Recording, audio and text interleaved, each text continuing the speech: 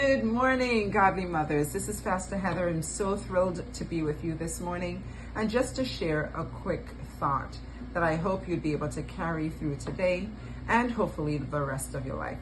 And so I was thinking about a reflection from 1 Kings chapter 17. You might be very familiar with that portion of scripture where Elijah is fed by the ravens. Actually, he's already prophesied that there will not be any rain. And so he actually becomes a victim of the same drought that he has prophesied. Really interesting, right? Because here is the thing. You might think that because you're a believer, because you love Jesus, because you're his child, that you are or we are exempt from the trials or the difficulties, maybe the recession, maybe the high prices in the grocery store, the gas prices like everybody else. No, we walk through the same things except differently. That's actually not what I wanted to share, but I hope we can take that nugget. I'm really impressed by verse 7, where God tells Elijah that he should go down to a brook where he will make sure he's taken care of even in the drought. And just know God can take care of us even in the difficult times. But that's not even the best part. The next part is the brook dries up. And so here Elijah finds himself where his source of sustenance, what he was depending on, is no longer available to him.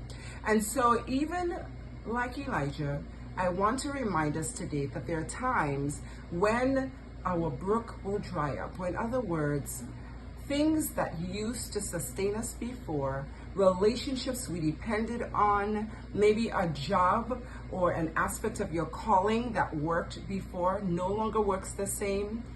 And essentially, the brook dries up. Now, when the brook dries up, what it tells us is a season is ending and a new one is beginning. Maybe it is a job. Maybe it is the excitement you had for a particular aspect of your job. Maybe it's a relationship whose lifetime has ended. Whatever it might be, I want to encourage you today to see differently. When the brook dries up, it means that God is taking you from one season to the next. How do we navigate that? We do like Elijah. We go based on our history with God. Elijah had already known God has sustained him with ravens. God had provided the brook even when there wasn't any rain. And in the same way God provided then, God continued to provide for him, this time through a widow woman.